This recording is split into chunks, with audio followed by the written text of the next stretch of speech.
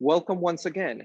We have close to 60 participants viewing this in this interactive Zoom panel that we're hosting. And we hope that more people will be able to watch it on our YouTube channel once it's recorded and put out. We're very happy to be here today. Thank you to all of you for joining us in this first panel ever. As Latinos have become the largest minority in Illinois, it's very important to make sure that the district remains available and accessible to Latinos and women and other minorities in terms of procurement and other types of business practices. We hope the district continues to leverage its resources by ensuring that our communities, no matter where you come from, have access to projects, have access to employment opportunities, have access to a lot of different things that make us a rich community overall. This first ever roundtable that we're hosting is going to be the one of many firsts in years to come. While the pandemic is still here, I encourage everyone to go out there and get vaccinated, because without the vaccine, we will never be able to do this panel in person again, to exchange ideas and make sure that people are able to talk to one another and make sure that we share the resources that we have. Before we officially kick this off, I would like to welcome Commissioner Kimberly Doubleclick, who will say a few words on behalf of President Carrie Still, who couldn't be here with us today, this afternoon. Commissioner Doubleclick, the floor is yours. Thank you, Chairman of Finance. Hello, and thank you all for joining us today. This is our first Latinx Heritage Month Business Roundtable. Before we begin, I'd like to welcome all of our commissioners: President Carrie K. Steele, Vice President Barbara McGowan, Commissioner Cam Davis, Commissioner Josina Morita, Commissioner Deborah Shore, Commissioner Mariana Sparopoulos, and Executive Director Brian Perkovich. Many thanks to Chairman of Finance Marcelino Garcia and to Commissioner Ada Corral Sepulveda for spearheading this effort. I'd also like to thank Executive Director Brian Perkovich for his support and our Office of Public Affairs for coordinating this program. As an award-winning and essential public service agency, the Metropolitan Water Reclamation District of Greater Chicago strives for excellence in improving our water environment and protecting the public's health. We understand it takes a team to do the work that we're entrusted to do, and on such a grand scale. Here at MWRD, we rely on the professional services and expertise of our partners to help us pursue our mission of protecting the quality of our waterways and the source of our drinking water, our homes, and keeping our homes and businesses from flooding. The MWRD is committed to improving the experience of vendors that do business with the MWRD and increasing diverse participation in MWRD contracts. I'm delighted to see the number of attendees today. Many represent additional smaller chambers of commerce based in Latino communities, and many may be new to this process.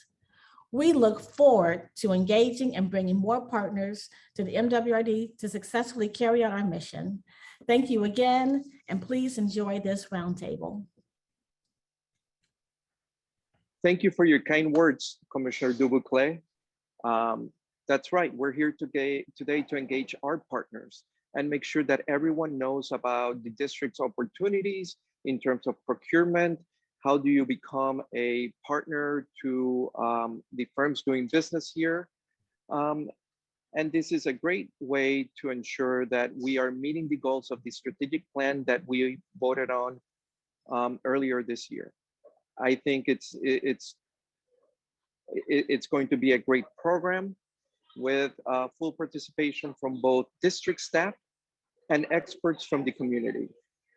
The pandemic prevented us from being in person, but that doesn't mean that the program today will not lack or will have a lot of ways for interaction. So make sure to use your chat feature if you want to ask questions, introduce yourself to others, and tell us a little bit about yourself. The program today will start with a 20-minute presentation by MWRD staff followed by a roundtable, which will be moderated by my colleague and our colleague, Commissioner Eira Corral Sepulveda. In terms of staff, we will have a presentation on how to do business with the MWRD, and we will hear from Darlene Locasio, who is our Director of Procurement.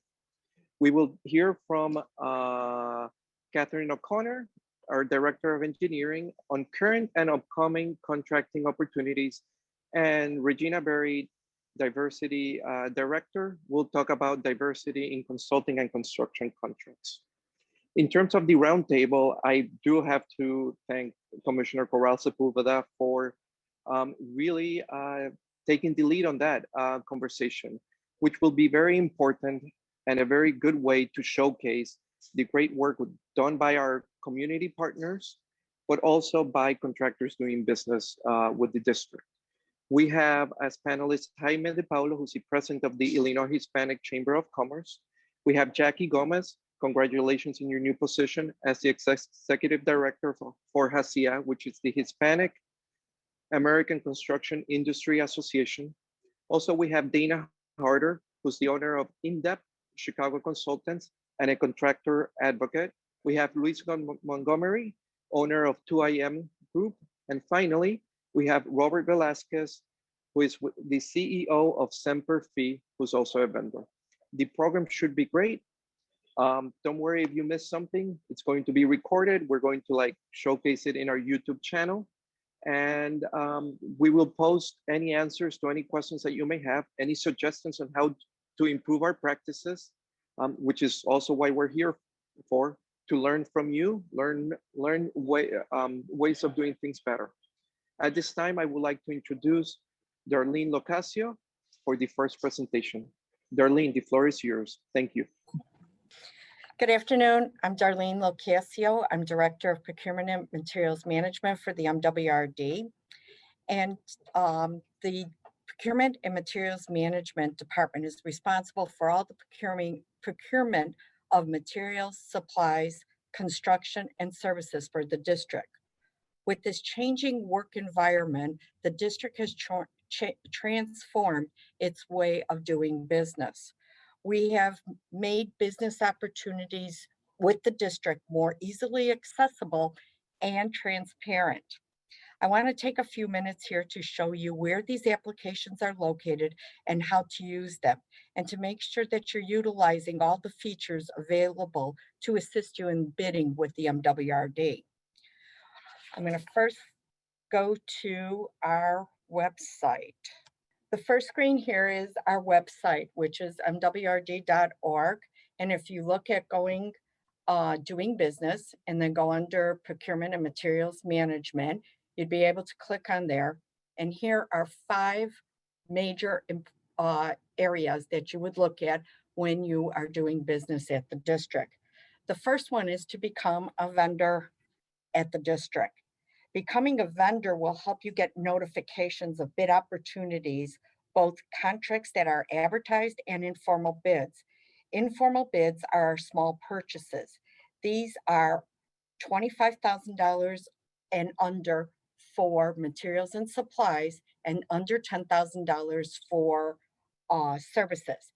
That's why it is important for you to fill out this vendor application, which is very simple. It's a web-based application.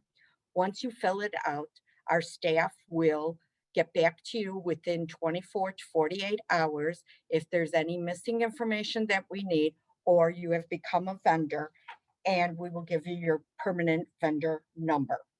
Going back to the second area is the contract announcements. This tells you everything that is out for bid at the MWRD. It gives you the contract number, contract description, advertised date, bid opening date, contract documents, questions and answers, and plan holders. And I'll go over a couple of these areas.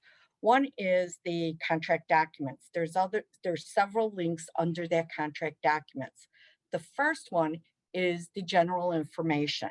General information just gives you a little flavor of what that contract document is about.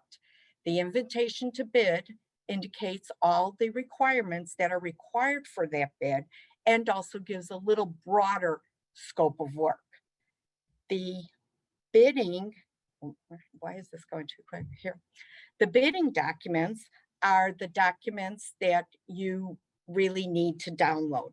This gives you the whole focus of the contract documents, including the specifications that are needed for this bid. In order to download these, you have to register with the district to become a plan holder.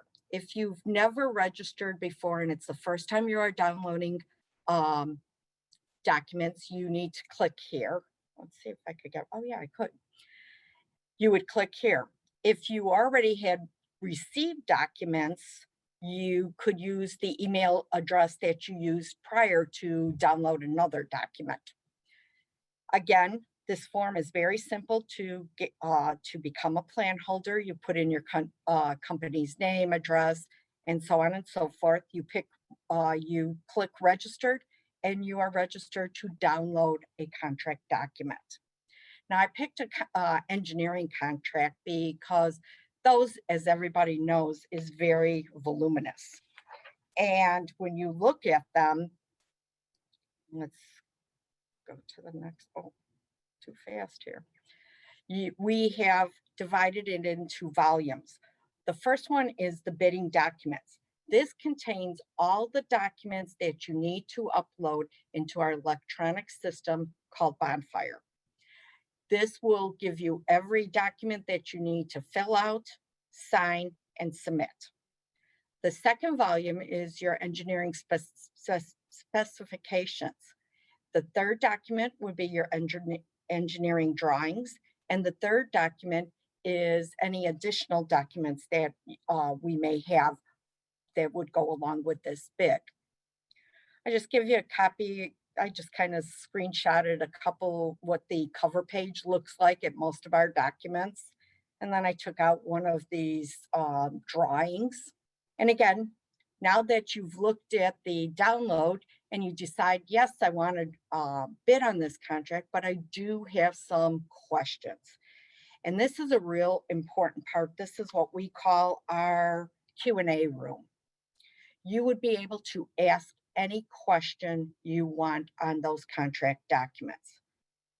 So in order to do that, you do have to be a registered plan holder.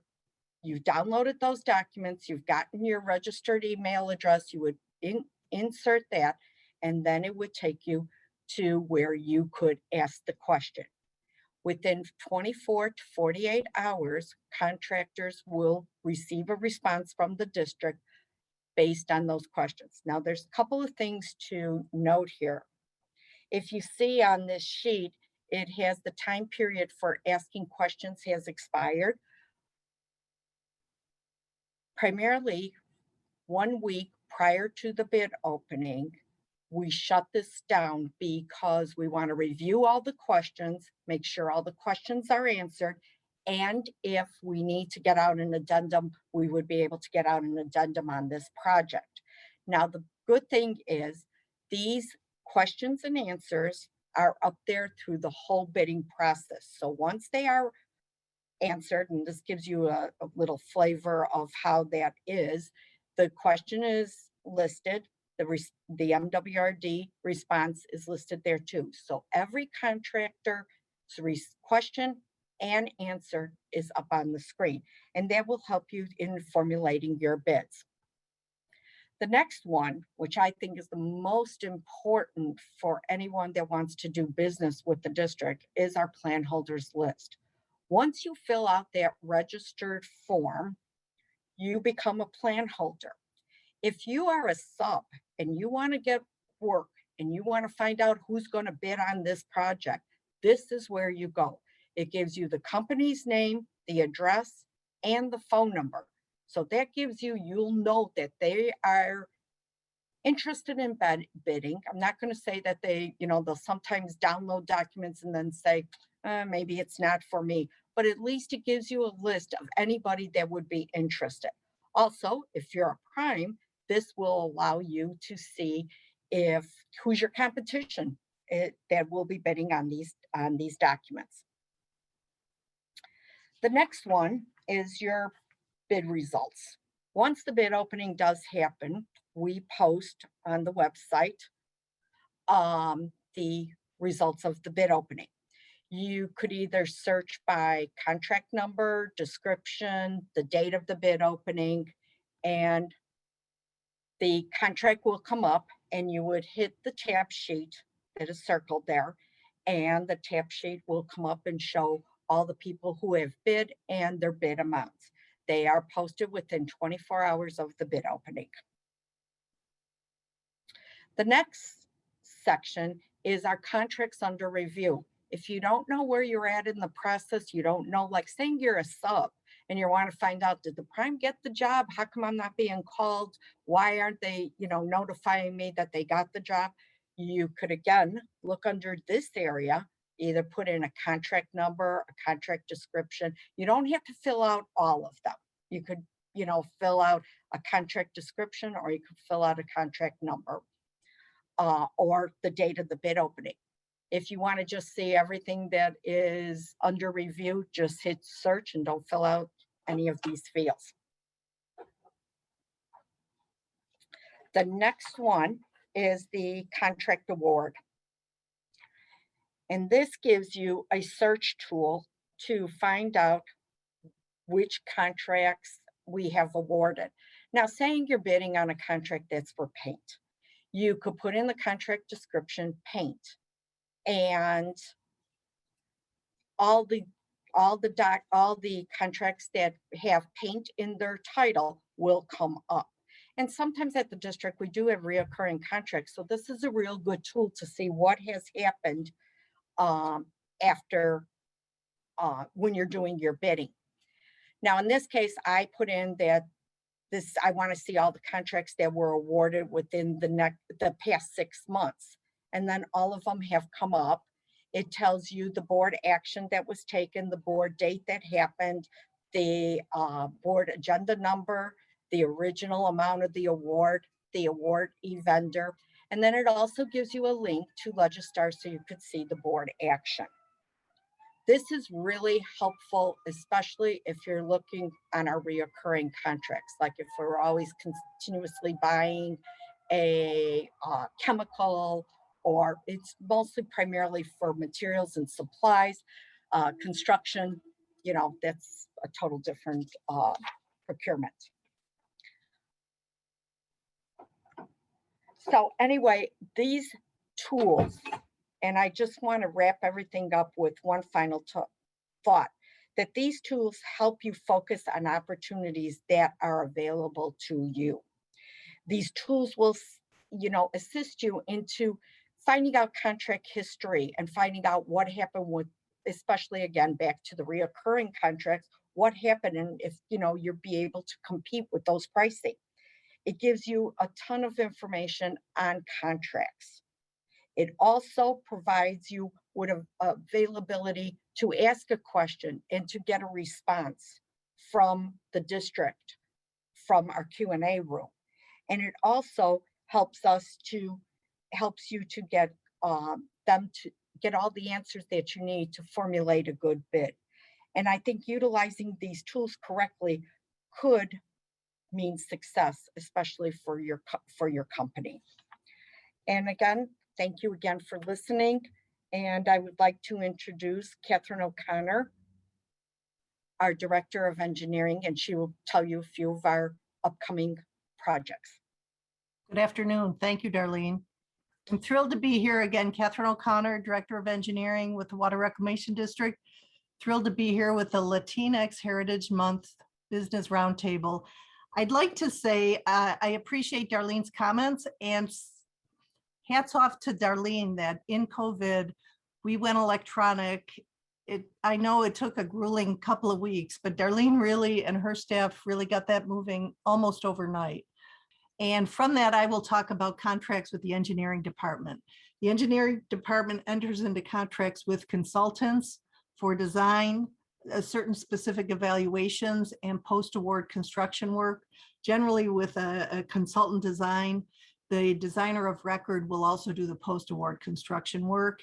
and I'll talk about our construction projects. We have 4 construction projects out to bid right now, where if you look at the website that Darlene went through so thoroughly, those 4 bids, I'll talk more about those later. And in 2022, we are finishing design to award 19 construction projects. Those will be for projects at our wastewater treatment plant campuses.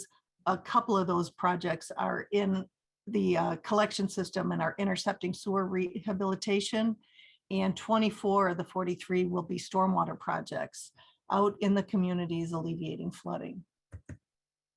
So I'll spend a little bit of time talking about consultant work with engineering. We have on average about 25,000 consultant person days per year out with consultants. And our process for selecting consultants is a qualification-based selection process. And on every one of these contracts that's over $100,000, we have MBE, WB, VBE goals that my colleague Regina Berry will talk more about. There is a large variety of work, and we work with a diverse variety of firms. So the qualification-based selection process, the procurement department, with the assistance of the engineering department, maintains a database for primes. And we need to keep people informed about any upcoming awards when we're going out for qualification-based selections. But the reason engineering does qualification-based selection is to minimize the cost impact to both firms and to the Water Reclamation District. So we will prepare from this database a long list, request for qualifications.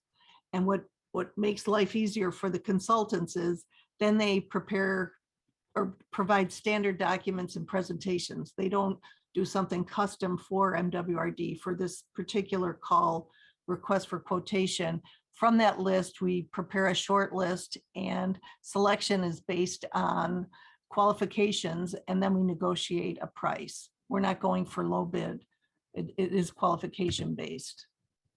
So the variety of work we do with consultants includes all disciplines. We have electrical, mechanical, civil, structural, architectural, and process.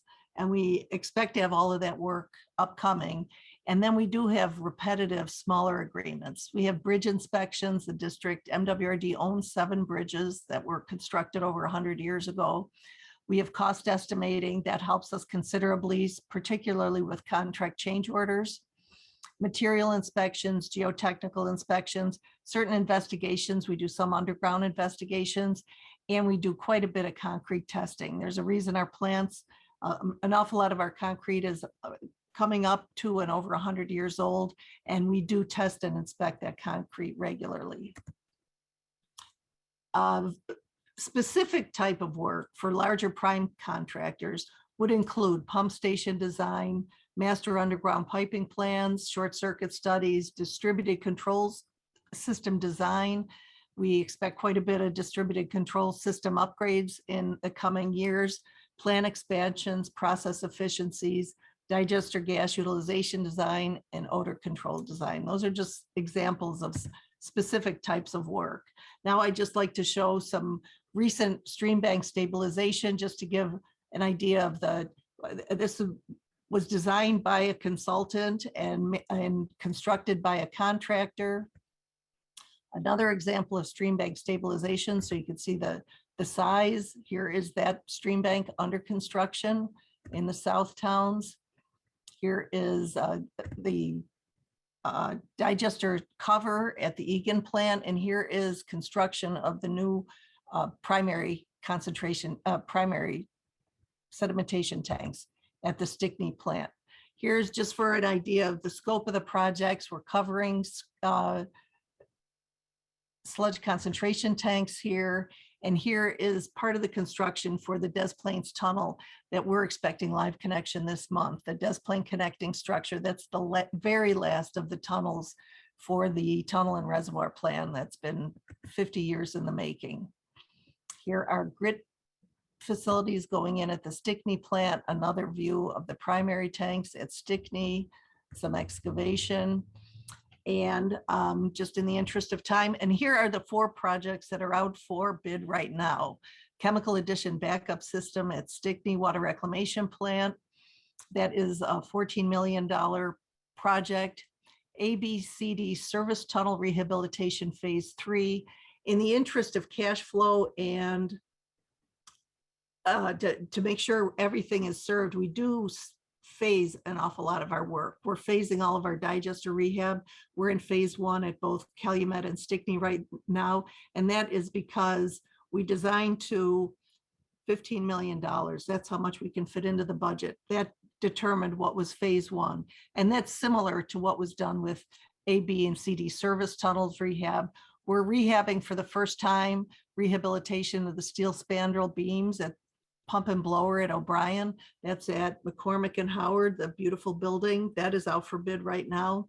And the Upper Des Plaines Intercepting Sewer 14B rehabilitation. So those are on the street right now. We have 43 contracts that we expect to award in 2022.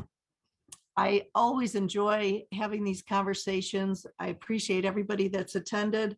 I always learn something from these events. We want to hear your comments, your suggestions, and I'm happy to entertain any questions. But perhaps this should be after I introduce my colleague, Dr. Regina Berry, who will talk about our affirmative action program. Kathryn, thank you so much. Thank you. Good afternoon, everyone. Welcome, and thank you so much for even having us. I am working on sharing my screen. All right, to get to our program. So just to give you a little background into this program, and I always like to give history because why something exists is as important as the thing that exists. There has to be a foundation for it. And so if we can keep our eye on what happened in the past historically, then we can avoid it happening again as we proceed forward to put things in place to try to mitigate, remedy, get rid of. All right, so for the affirmative action program, the district in 1975 actually started looking to develop a program because it saw that there was a lack of diversity in its contracting. So in 1978, the district came up with its first ordinance to be able to put some goals in place. Things were going so well from 1978 to 1989. All the contractors were utilizing subs. It seemed like we were one big happy family. So in 1989, they decided, okay, so we can remove the requirement of goals. Well, in less than a year, they had to put those goals right on back because, of course, in 1990, when they took a look back at the data, they found that no subs were being used. And where they were being used, they were very, very few. So therefore, they understood that, of course, goals had to go back on. So thank God for our board, because then we are here now today. So 2015, we got our new revised Appendix D from our disparity study that took place. And we are currently operating under that, and that sunsets at the end of this year. So that's the history of this affirmative action program in a nutshell. So what's the purpose of the diversity program? Bottom line, open up the door for participation, to give access to contracting opportunities to those who would otherwise not be included. What's the mission of our particular group?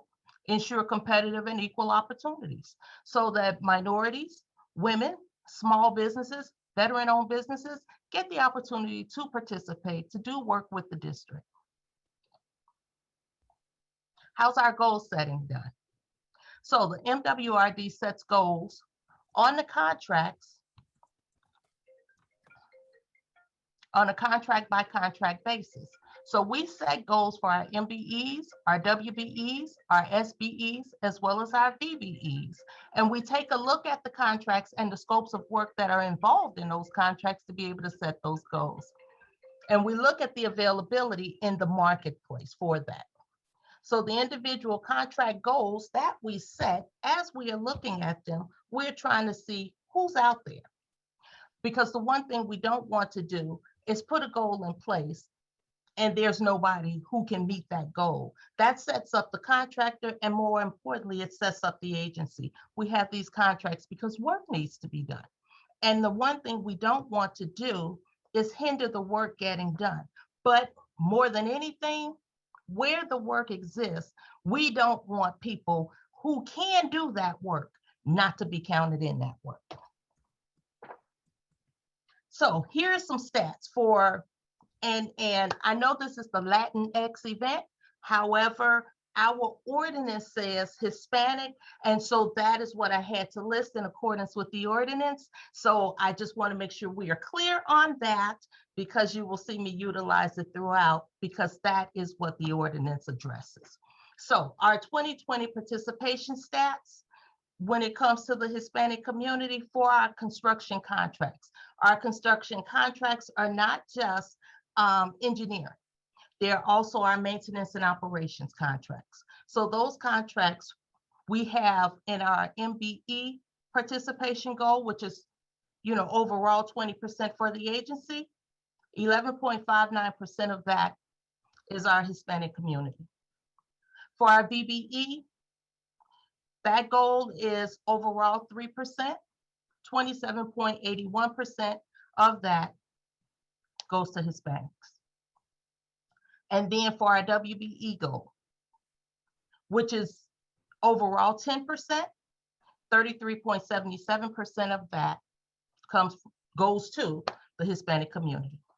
For our professional services contracts, 13.88% of that total goal, of course, goes to the Hispanic community. And then for our job contracts, which is our job order contracts that have to happen in the immediate, 48.81% of that total goal is in the Hispanic community. So we do have dollars going out to varying communities. Okay, so for 2021, where are we right now? For our construction contracts, 64.9% of the MBE goal. Those dollars are going to the Hispanic community. 3.77% of the VBE goal. 2.5% for the WBE goal. For our job contracts, 22.51% of that total goal is currently dollars going to the Hispanic community. So that's where the organization stands when it comes to our contracting at the moment in this quick glance. However, let's talk a little bit about the things that were said where our director of procurement talked about being able to access contracts. So when you go on that list, when you go on our website, to be able to see contracts that are there, to sign up to be a vendor with the district so that you become a supplier with the district. Additionally, and as most of you on this line know, because I recognize most of the names on the line, as most of you know, then of course that additional step would get onto our vendor list. So then you send your certification to us and we add you to our vendor list. Additionally, when we come out to do the verifications, because the district is a self-certifying body, when we come out to do those certifications, we too add you to our list. So that way you have the opportunity to be able to participate in these contracts. The uniqueness of the district's certification process is that we don't have that pre-qual like some governmental agencies do. That pre-qual is good at the moment of contracting. However, what it does is closes the door so that only the people who exist on that list can participate on the contract at the time. The uniqueness of the district is that that door remains open and a contractor can utilize a sub that is not on the list yet. And we have the opportunity to go out and verify that sub so that that sub can then be added to the list and be able to participate on the contract. So that's a unique thing that the district has.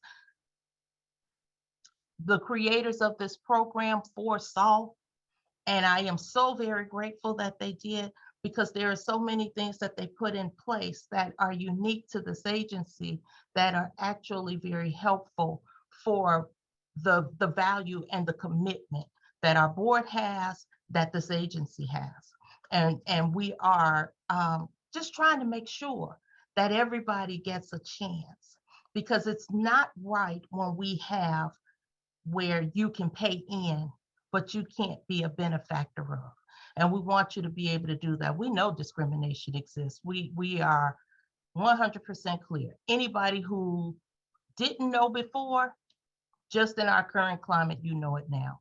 And for the agency to put something in place to try to remedy that, and we can't solve that problem overnight, that's a collective effort.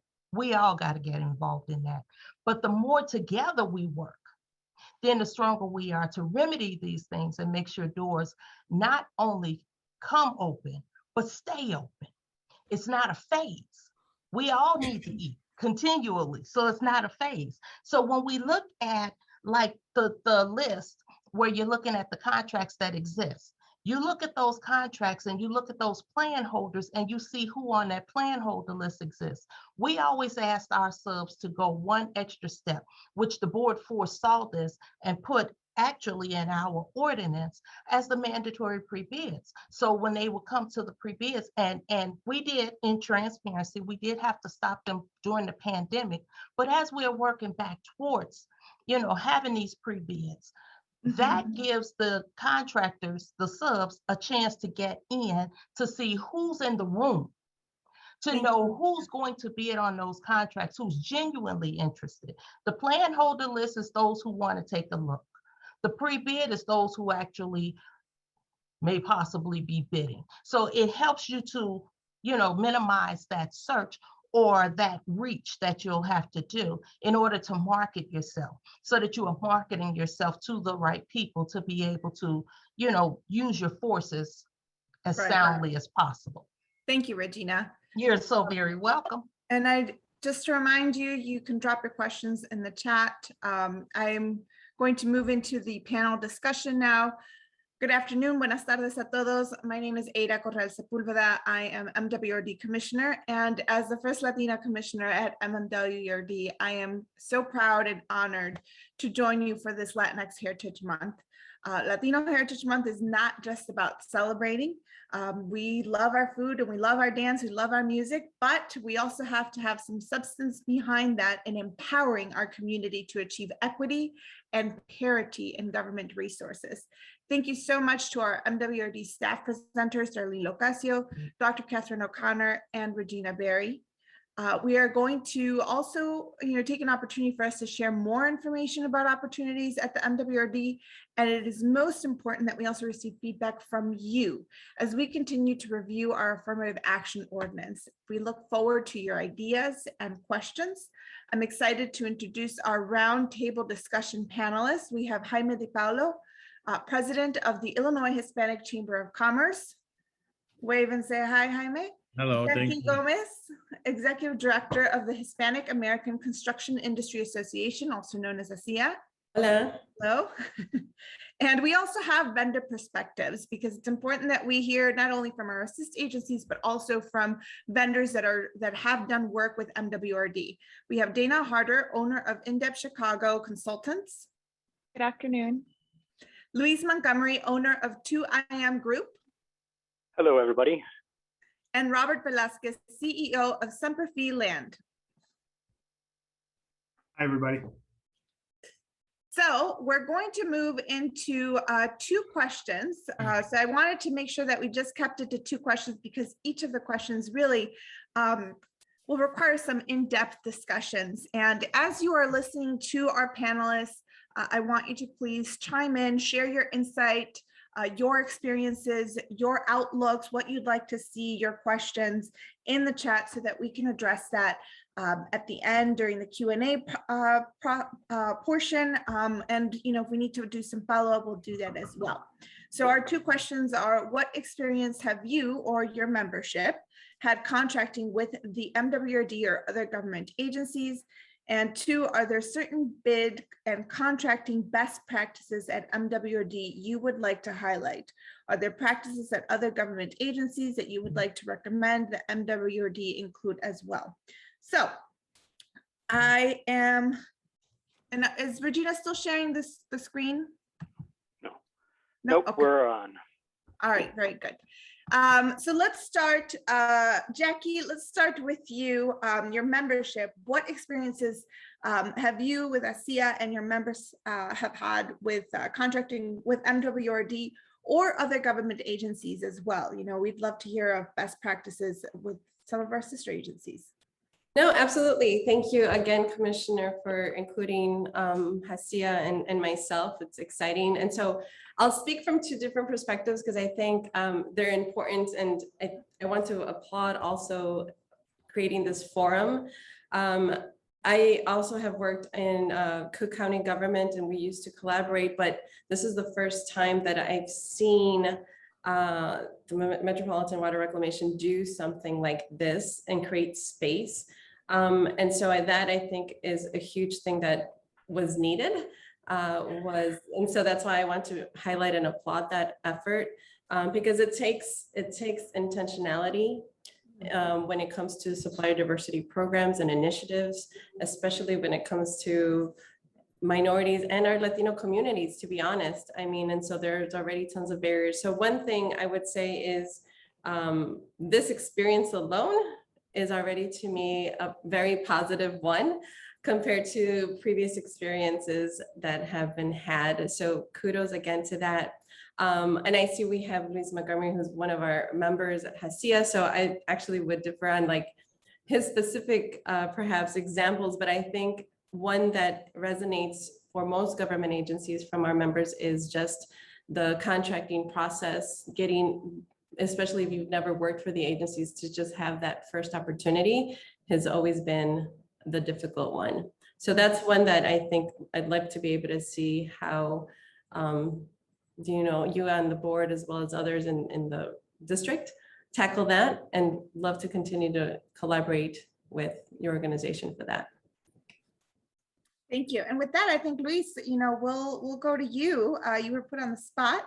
Wonderful. So share Thank a little bit about what experiences you've had in doing contracting with MWRD, and you know, if there's insight that you can provide also with other sister agencies. Well, I thank you again for having this. I think it's a fabulous, as Jackie said. I am a member of ASEA as well as the Hispanic Chamber, so Jaime is also very active in this in outreach and involvement. And but specifically with MWRD, we've done a lot of work with the district, and I'll say a lot. It has been a great agency to work for, or you know, government agency to work for. We specifically, our company, 2IM Group, is a civil engineering and environmental services firm. So we do a lot of stormwater modeling, management, design services. And that's where we've done work with the district on really kind of innovative projects in Robbins, you know, really alleviating the flooding, the chronic flooding that happens in Robbins area and the Southlands for that matter. I've done other ones in South Holland, Dixmoor. So it's just been, it's really, and that's kind of also to the point of the district. You know, it's places that are kind of forgotten, you know, and that's where a lot of the flooding happens, and not a lot of investment happens because of that, and it becomes a spiral effect, and the district doesn't let that happen. They're putting money in there and trying to get this to be better areas and stop the flooding. So at that, you know, that's one area. I know Dr. O'Connor had a list of other you know, services that have there, and I didn't see environmental. Which I think is I know it is, because we've done environmental work with the district too, working on projects from, you know, soils to make sure the soils are not contaminated, on how to clean them and where to put them, whether they are clean. If they are clean, they can take them to recycling facilities or Subtitle C or Subtitle D landfills, all sorts of stuff.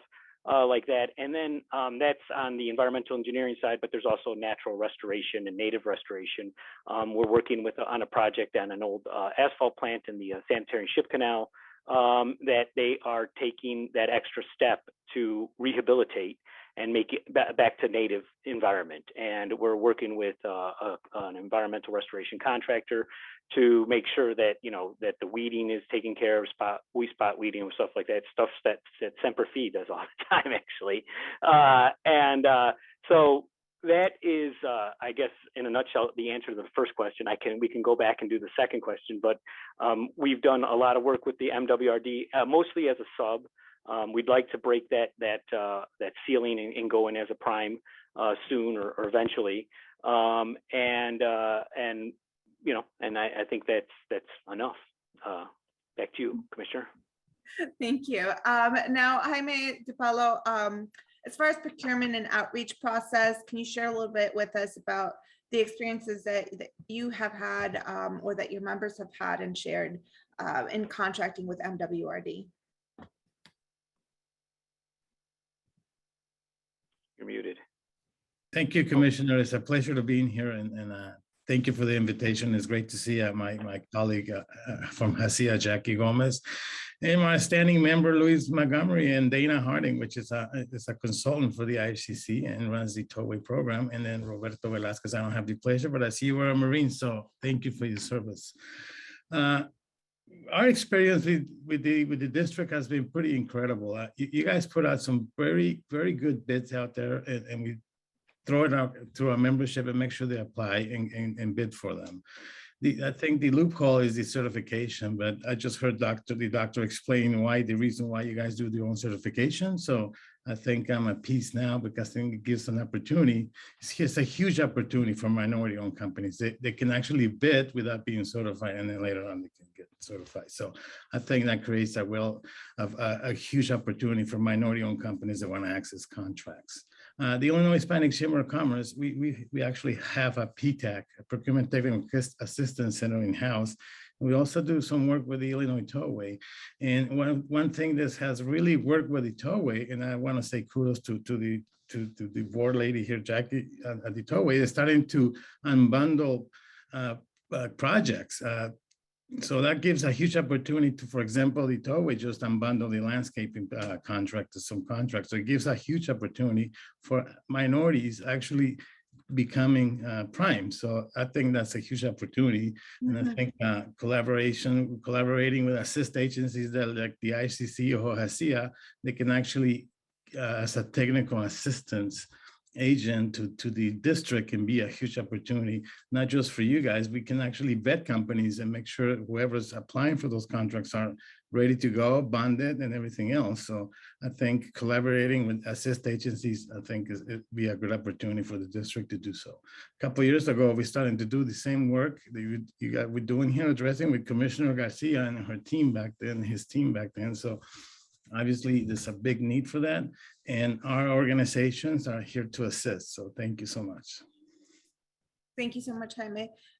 Now, Dana, we talked a little bit about the certification process. I know this is something that you've put some work in. Can you share a little bit about your perspective in the certification practices of qualified versus certified? How do businesses go about being certified, and you know, what are some challenges, and what are some opportunities? Well, a couple of things just to offer a little bit of context too, in what capacity I've worked with the MWRD for the audience. I've worked most of my life in a contracting capacity, in a civil general contracting. I've worked as a prime vendor, large vendor, small vendor, diverse and non-diverse, before getting into contractors advocacy and dedicating my time to helping contractors build capacity to work on government contracts. So I do have, you know, I have a significant amount of experience working on MWRD projects, civil, jock, and professional services and design build. So I've definitely seen some of the inner workings, and, you know, just to piggyback on everybody's sentiment, just having the forum to be able to talk about all these and be a voice is definitely an honor. And I think one of the strengths of the MWRD and other agencies alike is, you know, just that you're listening and you're making change. So thank you so much for allowing that opportunity. And, as far as the certification's concerned, it's a tool in the diverse firms' arsenal to acquire a certification. But a lot of times I don't think that there is, there isn't always a direct correlation to who do you want to work for versus who are you going to get certified with, and how do you qualify for those certifications. So I think, just consistent reminders, as Dr. Berry shared too, how the MWRD does not have that pre-qualification for prior certification with another agency. So if you are a qualified vendor, if you can perform the work, if you do understand the plans and specifications and the milestones, you can bid that work and be vetted, after the fact. So it's so thoughtful, and it's so it really conserves the small business's time and resources. So that's a huge barrier. Just not that the small and diverse community doesn't even need to consider when working with the MWRD.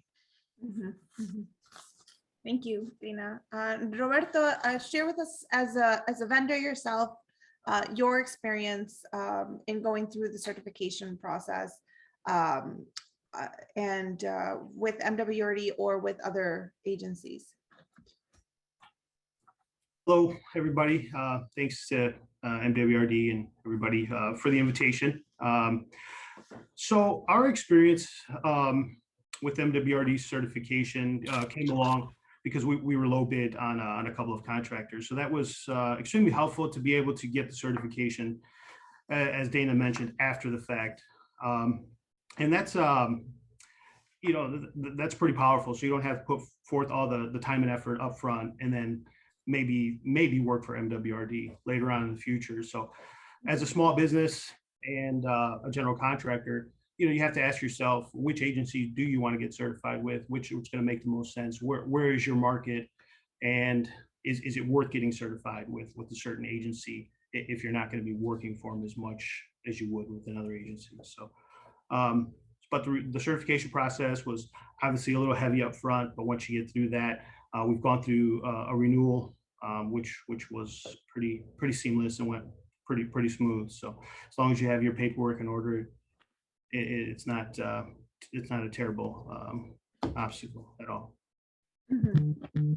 Now, we mentioned earlier opportunities to become a prime, to move from that subcontractor to a prime. Want to hear, Jackie, what are some challenges that you have seen for your members in being able to move up from being a subcontractor to a prime?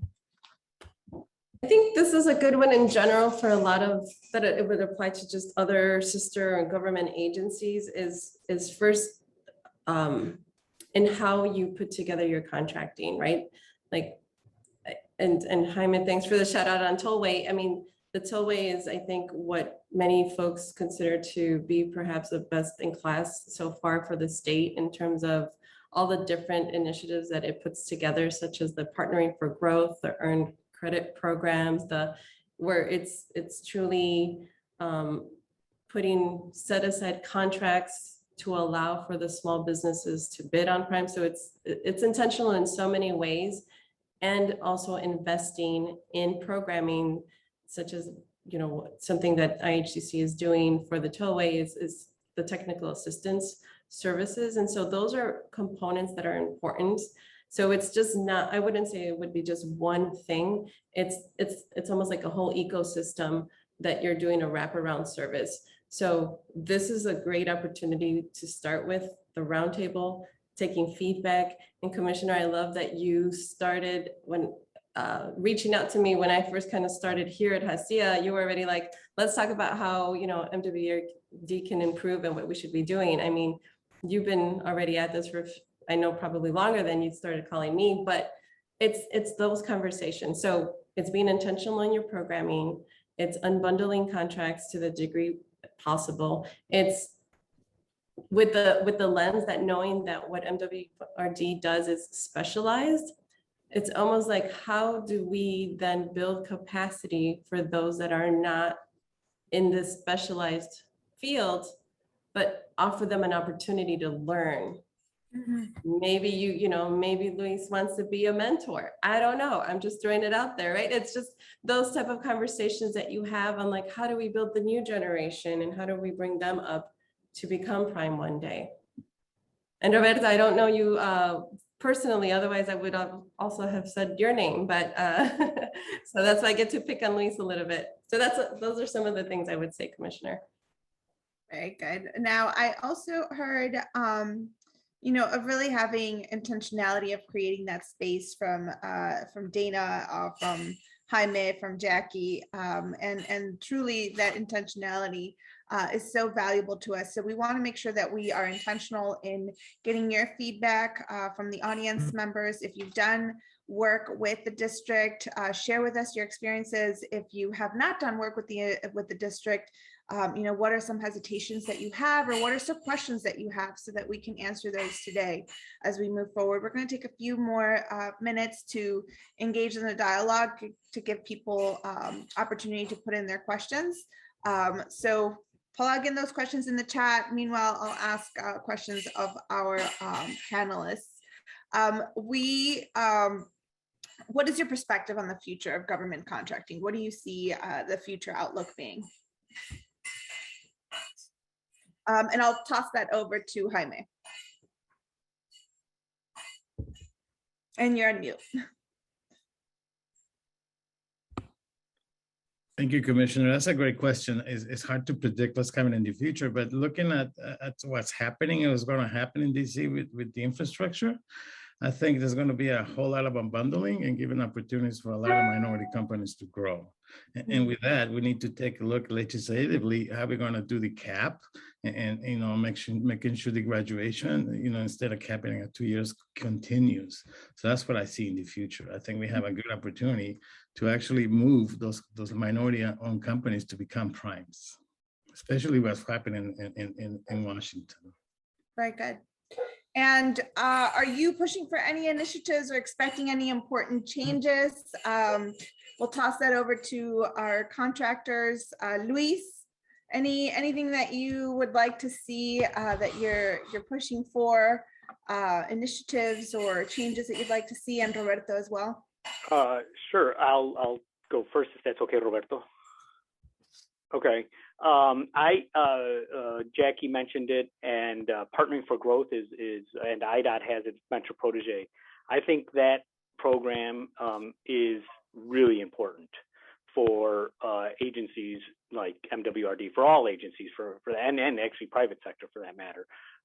It is a great way for smaller businesses to get into get to be known, and for the agency, the district, the client to get to know the new firm or contractor or whatever. Because as we all know, we like to do business with who we know and who we trust and who we work well with and all that other stuff.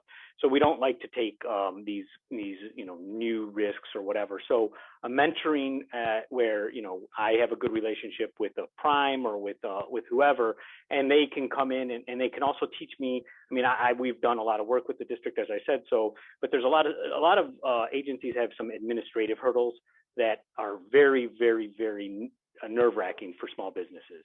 Invoicing, what is it? Proof of employment, and all these very. If you're in the construction world, union and all this other lots of hurdles that you really that are great, and there's reasons why they're in there, but a small business would be like, well, I don't really want to do that. I'll just stay working, wherever they are. So I think Metropolitan or Partner for Growth, I mean, they all have different names, but they all kind of have the same intent, is to bring new businesses in, and also, which is where we would like to work, is expand services. We've done a lot of work with the district outside the fence, as the vernacular is. So in the stormwater management world and the environmental world, but that's not in the plant, in the facilities.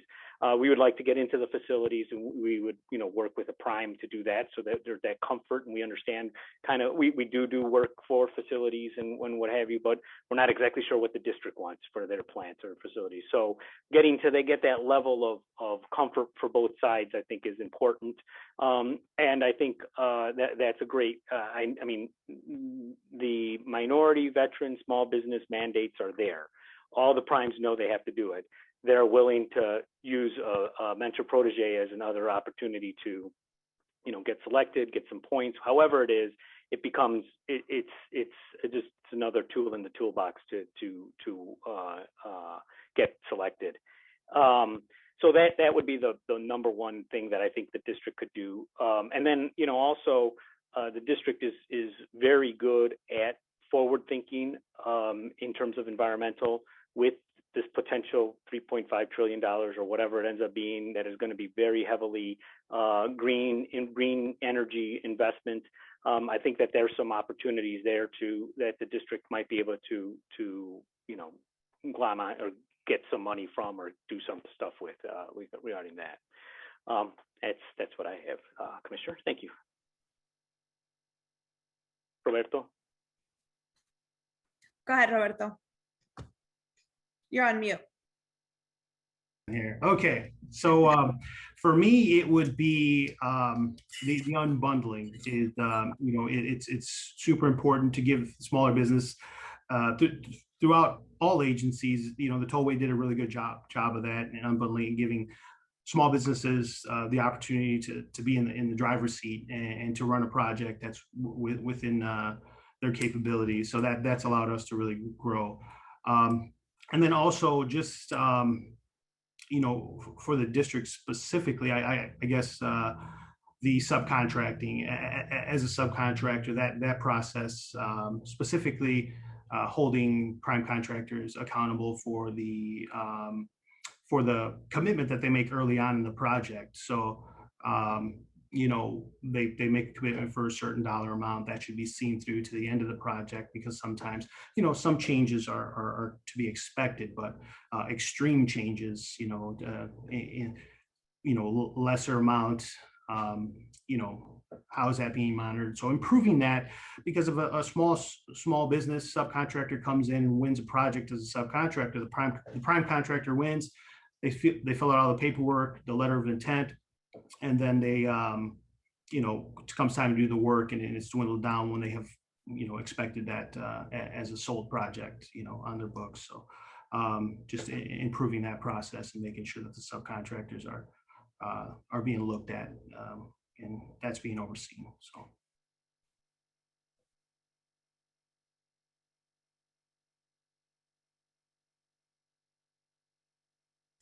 You're muted, Commissioner.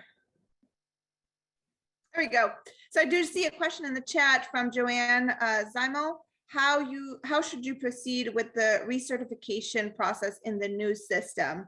So I'm going to defer that to staff, unless you know, Dana, if you've gone through the recertification process and you want to share your perspective, I'd be happy to take your insight as well. Otherwise, we can toss that up to staff. I definitely defer that to Dr. Berry. I don't want to mislead anyone based off my experience. Dr. Berry, I'll repeat the question for you. How should someone proceed with the recertification process in the new system? Thank you so much, Commissioner. I actually responded to that and asked Joanne to give me a call. It's kind of easier to talk through because I need to understand what she means by the new system, if she's speaking of the procurement system or what. So I want to make sure we're clear, and then I'm going to actually walk her through, because that's part of what we try to do to assist our subs. Hey, Roberto, Semper Fi. Okay, so what you're saying is that there might be a distinction, some very specific questions. Can you give us maybe a quick snapshot of what the recertification process looks like? I'm not sure if she's saying recertify in terms of being an MWRD. So if she already has a certification, let's say she's already on our vendor list, has a certification from us, then all she needs to do is, according to our letter that we send, just send her certification and we'll renew her certification for her.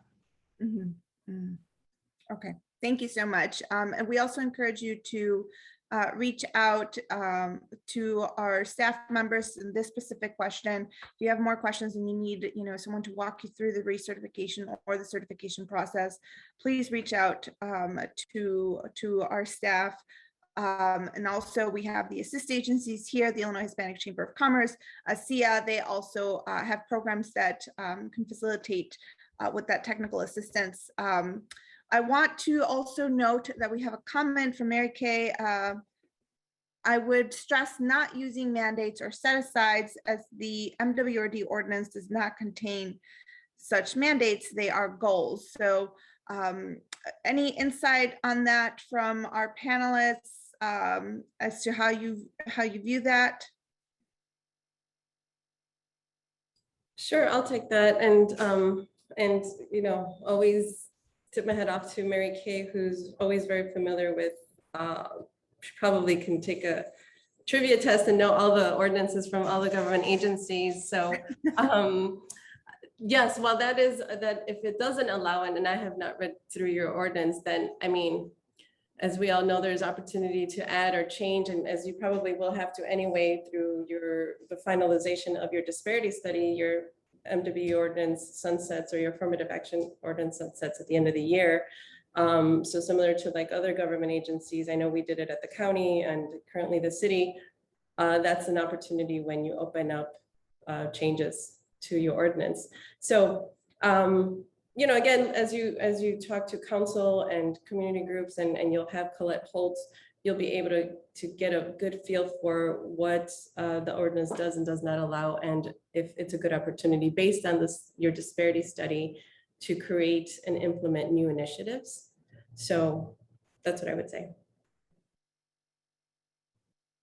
Jaime, insight from you as well on this? You're on mute. I know, I'm sorry. It always happens. I defer that question to Dana. She's Yeah, you're Dana. And I defer to Dr. Berry. No, I'm just kidding.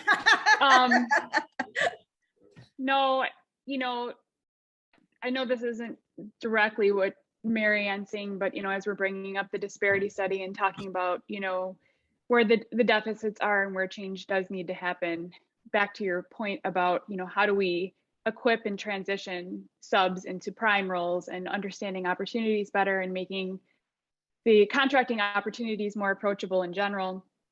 And, I think a big part of that is working within the system that exists and understanding well, like the system that exists. In the beginning of the first presentation, how they're talking about utilizing the questions and answers period, to clarify anything that you don't understand, or really understanding the contract documentation. Like the best advice I've always found to give anybody at any tier working in a project for any agency, whether you're a fourth tier subcontractor or the prime contractor, is that nobody else in the project, whether it be the agency or the construction manager, has information that you're not privy to. So everybody's building off the same plans and specifications and within the same rules, and whether it's an ordinance, a mandate, a goal, the plan is set forth, it's established, it determined, to Robert's point, make sure that you're advocating to ensure that what the prime's doing what they're supposed to be doing, but make sure that no matter what your role is on the contract, that you understand the system that's in place right now, because that just helps you work to voice your concerns and make the system even better when you understand and also understand everybody's perspective, the subs, the primes, the agencies, the designers, the construction managers. Everybody's in it for different reasons, but it all has to come together to build the project. So hopefully that's helpful insight. Thank you, Dana. I got a question directly to me, but please feel free to send them to the general. It'll help us keep track. How is engineering design bid out? Does the MWRD have a bid every number of years for an engineer of choice, or is there a design on each project? Thank you. This question is from Jillian Garcia. Dr. O'Connor, if you could chime in and provide some insight for that question, please. Yes, good afternoon. Thank you. We do have some repetitive contracts such as bridge inspection and cost estimating and job order or structural design. Those are regularly bid out on a 3-year rotation. Right now, most of our work is designed in-house, and we are, but all of for the plant operations. However, all of our stormwater, 100% of our stormwater designs are done by consultants. And I see I'm getting thumbs up from Luis. All right. Question? We have one more question. This question is from Jorge Carvajal, also for Dr. O'Connor. Dr. O'Connor, you're very popular, Dr. O'Connor. Mentioned 19 construction contracts for 2022. Does the district have an idea of number of design contracts for 2022? A design, we will have at least 6 stormwater designs in 2022. Okay, very good. All right, well, that was the final question that we received. I want to, we're a little bit past time. I want to thank everyone for joining the Latinx Heritage Month event about doing business with the MWRD. We are deeply grateful to the MWRD staff who presented earlier today and the business stakeholders who led our panel discussion. If you have any questions or would like to engage in further conversations, please feel welcome to contact MWRD and both mine or Commissioner Garcia's offices. We look forward to working with you in making MWRD more accessible to all women, minority, and veteran-owned businesses. Lastly, I want to encourage you to join MWRD for our final Latinx Heritage Month celebration this Saturday. Come and get your hands dirty with us, you guys. We're having an Environmental Stewardship Day on October 16th at 10 a.m. at Possum Hollow Woods in LaGrange Park. We'll engage in environmental stewardship activities, enjoy authentic food, cafecito, pan dulce, and listen to poetry readings about our heritage. So we wanted to take an opportunity to have a very comprehensive celebration of our culture that empowers our business community to grow, and that it also empowers us to be environmental stewards in our backyards. Thank you again for your time. Happy Latino Latinx Heritage Month. We appreciate you. Hasta luego.